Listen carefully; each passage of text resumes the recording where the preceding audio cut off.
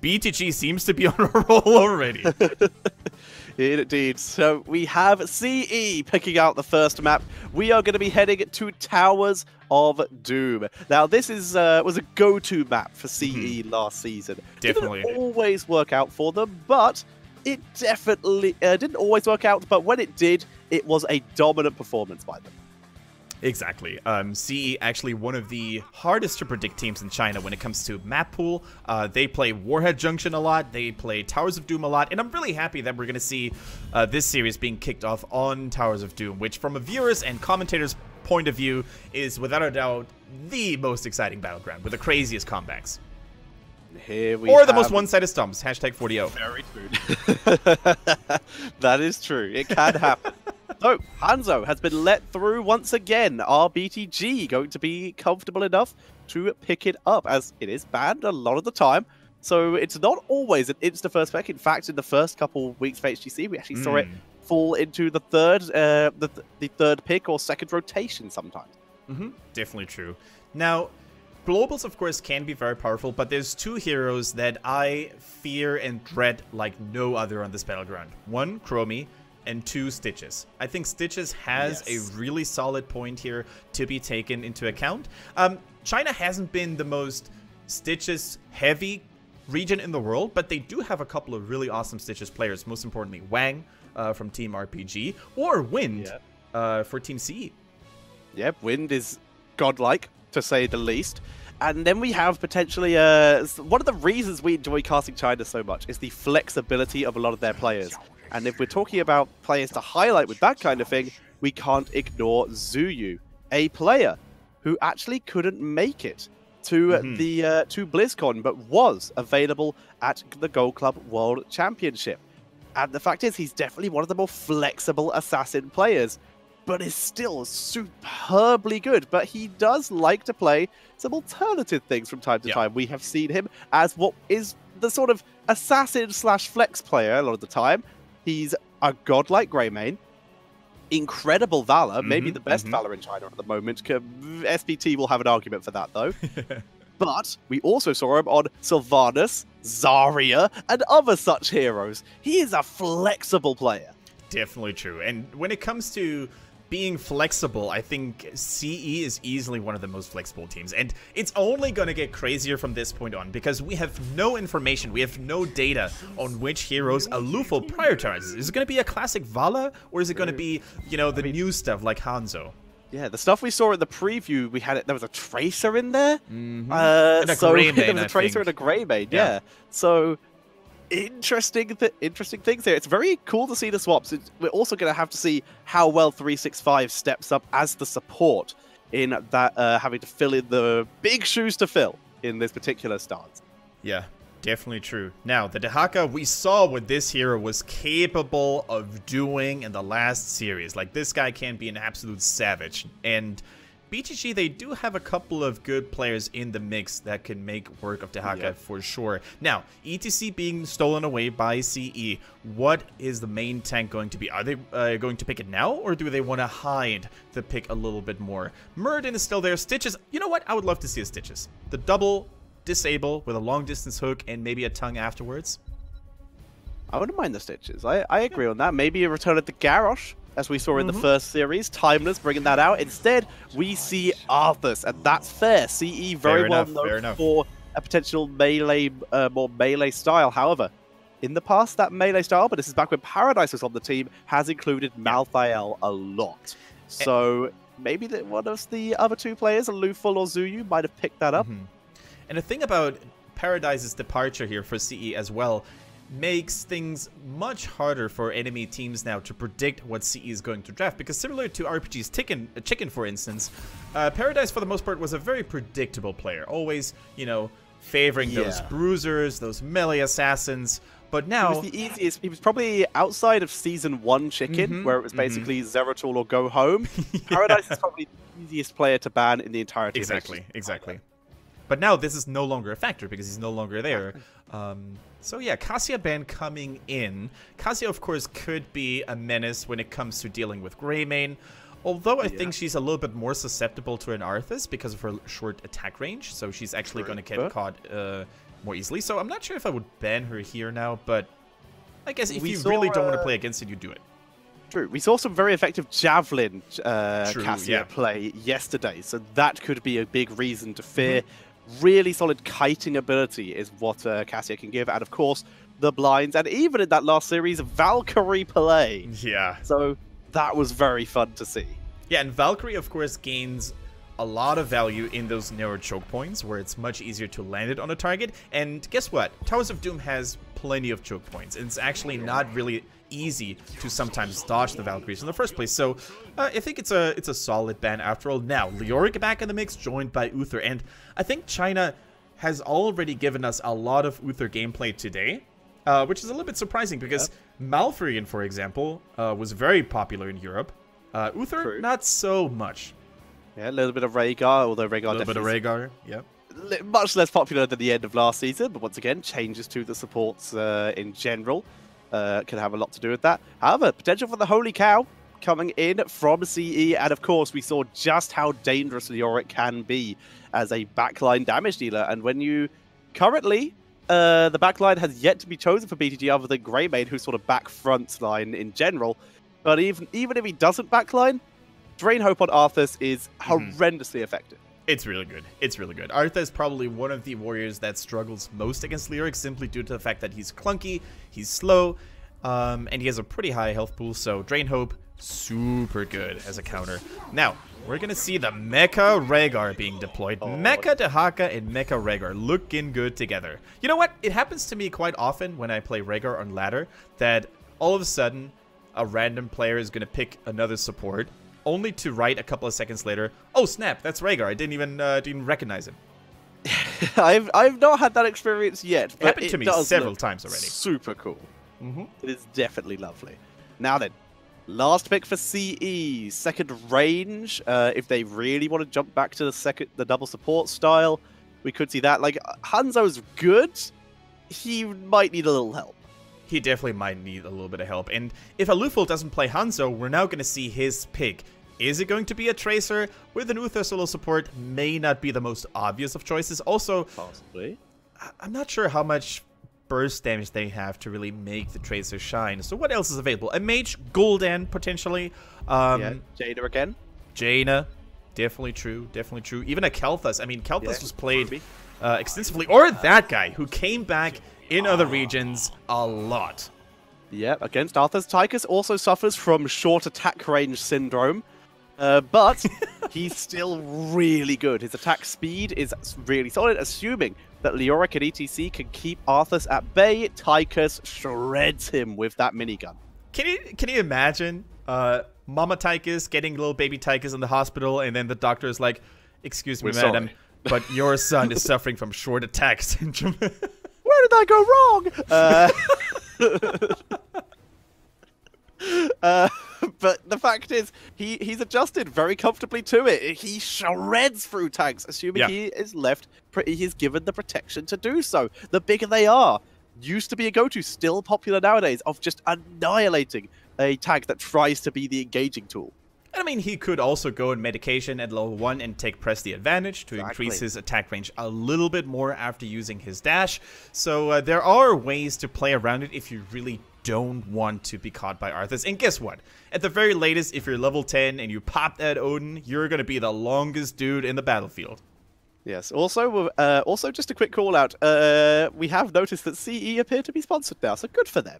It's due to really good the for labels them. on their jackets. Yeah, they've been around for so long and at the top for so long. They deserve it. Good job. And it's actually a trend that we've seen with many Chinese teams in the HGC. The One, for example, they've had a full team sponsor right off the get-go, even when they were a brand new team. So, you know, HGC catching a little bit of attention there, which is definitely good to see. Oh, so according to the preview, Alufal is the Hanzo, KTY is the Tychus, and Zuyu's the Leoric. Wow. Cool. Role swaps galore, and I like it. Tetra, we're going to take a look at Towers of Doom now, and will you do us the pleasure and honor of introducing BTG? BTG on the left, Druid on Li Ming, 619 playing the Arthas, ZJZ on the Dahaka, Zogsi playing on the Rhaegar, and Dancing is on the Greymane. And an all-star powerhouse team here from China. It is CE Challenge with Alufal on Hanzo, Wind plays ETC, KTY on Tychus, 365 the new support edition, and Zuyu on that lyric. So as we said, role swaps left, right, and center. Former main assassin player Zuyu moved to the bruiser role, whereas former main support player Alufal is now the Hanzo main. Indeed, he is filthy Hanzo main. He's pulling off the cool 360 moves at the start of the game here, dropping a little bit of damage and poking down his enemies. He has gone for redemption, because with every death, redemption comes honor, and with honor, redemption. Does that mean the more Hanzo dies, the more honorable he's going to be? I mean, I think it is the deaths of enemies, but technically, yeah. Okay. I mean, it's honor for someone else. So there you go. We see Wolf Run coming in from the Rhaegar, giving him that rotational ability. But Wind finds two enemies. Here comes the Tigers trying to focus onto Dancing. But the rune from Arthas will give Dancing the opportunity to escape. Yeah, very nicely done. And can you just imagine Alufal at the beginning of the season is like, okay, we can play Hanzo now, guys. I'm a Hanzo main. But Alufal, you're one of the best support players in the region. Wouldn't you play support for us? No, Hanzo main. But Alufal, Hanzo main. You know? It's worked. Well, so far, we'll see if it works for him. Druid gets his rotation slightly slowed down, but it's not so bad. But the aggression from BTG looking to try and make some kind of play out of it. Root onto Alufal. They kill him. He'll lose any stacks he's accumulated, and down he goes. Sorry, not all the stacks, depending on how many he has. He loses 3 stacks when he dies? Yeah, exactly. He loses 3 stacks, which sets him behind quite a bit, especially on a map like Towers of Doom, where you don't have an extended laning phase, like Brax's holdout, for example. It could take a while for you to actually get those stacks back, so dying is definitely not recommended when you're a Hanzo going for auto-attack builds. So Alufal, you know, it's all cool, but he's going to have to play a little bit more conservatively, I think. Indeed. Once the team fights start happening, he will have a bit more of an easier time, especially seeing as Arthas is going to want to be as far in the backline as possible. Assuming Alufal can kite back, shouldn't have too much difficulties. In the meanwhile, Zuyu, the king of the solo lane, as we've seen multiple times, at one point winning solo lane against the Dahaka with a Chromie. On Brax's holdout, he's kind of pushing in this Dahaka as much as he can with Leon. Yeah, he made it look like a walk in the park. Like, yeah, he got like 3 kills, just 1v1. It was awesome. It was against Wukong Gaming, mind you, but it looked damn fine. Yeah, so we do have a dash, by the way, for Tychus, as opposed to that press the advantage for the extra attack range. Very comfortable with how he is at the moment. With the level 4 talent, the bigger they are. Gotta shred through that Tychus. He is Tychus. Shred through that Arthas. Exactly. Arthas, Dahaka even a Greymane sometimes, if you really want to burst down an assassin very quickly, that is the way to go. Now, we see an interesting talent build also coming in from Rhaegar on the side of BTG, going in for that Wolf Run. And the Spirit Walker's Graze, so no healing totem. And I think that's fine, because if you face heroes like Hanzo or Tychus, who have very reliable ranged AoE poke, the healing totem could oftentimes get destroyed rather fast. And the Spirit Walker's Graze gives you reliable value in decreasing the mana cost. Good stun by Wind. Tychus shredding through 6 wide, but not enough to get the kill. But it does give 365 time to finish that channel. So we do see the slight turn in lead for CE, 32 health on BTG's core to 36 for CE. Now let me talk a little bit more about how CE started last phase of HGC China. They were looking unusually weak, even playing 1-1 against teams like Hot Lady, which nobody would have ever predicted. So they took so long to find momentum, hold that thought, Wind under a lot of pressure, but gets away. So they took so long to find back into their old shape that it actually cost them #1 spot in China, and SPT never let them come back. If they fall back into this old habit of taking things a little bit slower and dropping way more games than they were supposed to, this could be another problem for them. And BTG so far is doing a pretty good job at keeping up the pace here. I've just realized, oh, hang on, we see damage onto the Arthas, the Tychus. Really good output here, but that Frost Presence, never mind. Sniped by the grenade. Good job, KTY. Yeah, really well played here. Also, good damage by Lufel in 365 with a last-second survival there. He was so close to falling. And if Uther dies, Li Ming gets a reset, and that could be a whole different skirmish right there. Oh, CJZ almost going with an anticipation licky. Very nicely done. So talents-wise, just quickly, explosive arrows coming in from the Hanzo. The usual second talent, I would argue, is kind of serrated arrows. Due to boss and mercenary race potential, but this is going to be good for wave clear as well, the explosive arrow, and he's still gone for the standard sharpened arrowheads. Yeah, so Arthas, of course, is such a good pick on Towers of Doom sometimes because he offers zoning potential like hardly any other hero, and that is so useful, when you do mercenary camps. So it's extremely risky to invade against an Arthas, even when you have an ETC in your roster. Yeah. And on the flip side, it's also risky to let Arthas engage sometimes because he could really ruin your day. There's that minigun shredding through 619. The fact is, they've already have already captured the objective on their own side, so they are very comfortable with this push in here. They're on even talents. They're looking pretty healthy. They've managed to split BTG, which is already great for them here. Need to be careful, though. Drag onto Wind. He's taking a lot of damage here. Face himself, and they will be able to pick up Arthur. CE will begin the channel. Man, shout out to Alufal, who's just pounding his opponents here left and right with those long-distance poke arrows. Li Ming in particular struggles so much to getting into the right position and prevent the enemies from capturing the altar, simply because 1Q, 1 auto attack, minus 10 armor, Hanzo says hello, and you will have to go back. Just crazy to see how effective Alufal is in his first assassin game in HGC. Indeed, he is looking very strong as the first showing here, as level 10 is hit for CE first. Divine Shield, Mosh Pit, the Holy Cow potential, Commandeer Odin for that Tychus, the Dragon Arrow, the Dragon Strike coming in for the Hanzo there, and March of the Black King. Not going to be able to be used here, as Zuyu does get punished. Yeah, space was created, tactical feeding was initiated, and they lose the bottom towers. And you know what? With only Leoric dying and him coming faster than anyone else, well, this opens a whole nother perspective, though. The Odin popped preemptively. Can he go on the platform? I don't think he can. So you know what? No. Oh my goodness. If they get a wipe now, let's see. They tried. They can't chase them down. So just very clutch move there by BTG, able to pick up that boss, and that will drop a lovely 4 shots onto CE's core. That was some really clever map play by BTG. They realized, you know, we got Leoric. Oh, snap, we lost our towers at the bottom. Well, guess what? Let's take an objective at the opposite side of the map and sneak away with a boss here. So well played. They salvaged the situation very nicely. And you know what? This is a rather clutch game. 24-32 in terms of... Oh, Divine Mosh Pit. Oh. There we go. Arthas once again proving to be the punching bag of CE, who are able to pick it up and steal the mercenary camp.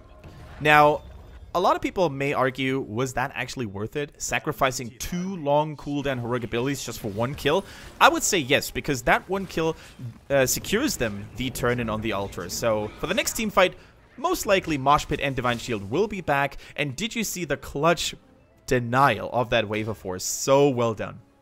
It was really, really good indeed. And now we see CE moving on, taking out this bell tower in the bottom lane. Actually, they're out of minions, so they are going to have to wait for this at least a little bit, as the Auric continues to double lane here, trying to race his team towards level 13. That he does, and he does it rather well against a Dehaka, who usually is supposed to have superior mobility. Now, can CE initiate onto that Arthas, who's trying to split the team in half, providing so much zoning? The Howling Blast lands on ETC. ETC taking a little bit of damage. Remember, Leoric does have March of the Black King. It is around the area. Good cleanse. Keeping Wind alive here. However, Tychus gets silenced, able to pull back. There's the stun, trying to finish off Arthas with that 25 armor reduction, Zuyu. But it's not enough. In comes Darcy, picking up the kill on Zuyu. The resets are good, but Wind remains strong and standing, so no more kills happening in favor of BTG. And Zuyu, once again, seems to be the sacrificial lamb here for CE. But if they lose one hero, it better be Leoric, because he comes back faster. He can still provide utilities and slows and vision while he's dead. So, although they lost a couple members every now and then, CE is still looking mighty good. 13 is now online, and 2 altars are going to spawn relatively shortly. Yeah, very well done so far. Like you said, Leoric is the go-to. I don't want to say he should die, but like you said, if anyone's going to die, Yeah. Zong is very separated from his team. He knows.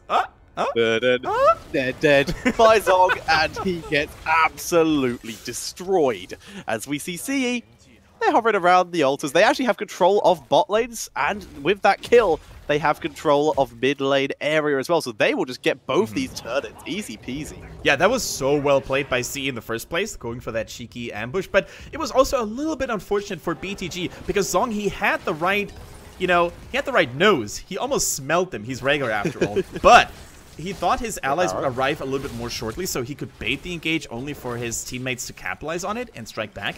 But Arthas was just a little bit too late to the party, and as such, the doggo had to bite the dust. Druid is dodging so many things. She just dodged the stun arrow and then immediately dodged the follow-up damage that we saw coming in here from the grenade on Tychus. Druid is so good with this micro, and it's even more impressive because this particular skill he's using comes with the Stalker Blink sound effect from StarCraft, so it looks super high level. Stun, trying to get dancing, but no one was in position for the follow-up. Here we go. We see those mercenaries. CE is trying to let them pass, but our BTG says no. Sorry, by the way, I was a little bit silenced there. Had to school a fool in the chat who was acting like a naughty boy. I see. Fair enough. That's no worries. As we do see CE, once again, just controlling the bot lane. This is a very standard strategy we see a lot on this map. Just controlling bot lane. Just take mercs on cooldown and live in the bot lane. BTG looks like they want to try and make a play out of this. The arrow gets the vision. ETC with the face melt going to try and zone away as Wind is able to power slide out. All right. In the meantime, Lufo going with a nice save. The mounted archery keeping him safe for okay, Wind, actually. I'm not sure if he was trying to peel for the backline there, but Lufo was already safe. Unfortunately, Wind was still caught out of position. Now we see the level 13 damage reduction coming in by Leoric. The Odin was popped as well. That is a long cooldown, and he's not going to be able to get any value from it because BTG is already disengaging. And CE, with their downer hero, are suffering from severe difficulties here. They can't control any of the points here. As we do see 365 getting harassed by Z. Nice cleanse. Everyone else has come down. Cleanse did have to be used on KTY, but the chase is on. Good stun by Hanzo. Marshall Black King also got a little bit of damage. But where are they going to find any way to finish off heroes here? The Divine Shield keeps KTY alive. Zuyu can Wraith walk out, but guess who's back? It's ETC, but he's not coming here. He's going to try and grab his team's altar. He needs to be careful, though. This could just result in a second insta-cow death. I can't believe BTG got baited into fighting again. They basically had the map advantage already, having a numbers advantage. They could have gotten 2 altars in the top half of the map. I totally agree, but they refused, and they wanted to fight a little bit more because China. Now, Wind going for a double power slide, but this time the boss is their ally, and they already have 1 kill. Leoric moving through with that ominous Wraith, dropping the damage reduction. Here comes Hanzo from above. Moshpit is good. Only gets to Haka, though. The good cleanse onto Dancing from over the wall by Zogc, actually. But we do see a very nice kill onto Dahaka. CE, from a rough position, losing at ETC earlier, are now in a game-winning position. If they get this boss, it's game over. It is all in or nothing. BTG needs to make a stand. They're trying to spread out. Only a 1-man power slide. Li Ming still in good health. And they did. Oh, no. Li Ming was kind of their one tool they could have used here. Down goes Greymane. The Wave of Force could have been their way to control this boss. But with only Rhaegar left and Arthur's too far away to help, that's going to be GG as game number 1 goes over to CE. The golden march there for the good looks. There goes the last couple of shots onto the blue core, and CE takes game number 1 on their home turf, Towers of Doom, in spectacular fashion. Looks like the entire project role swap was executed successfully. Very nicely done. Once again, CE did win their game yesterday against, or earlier today,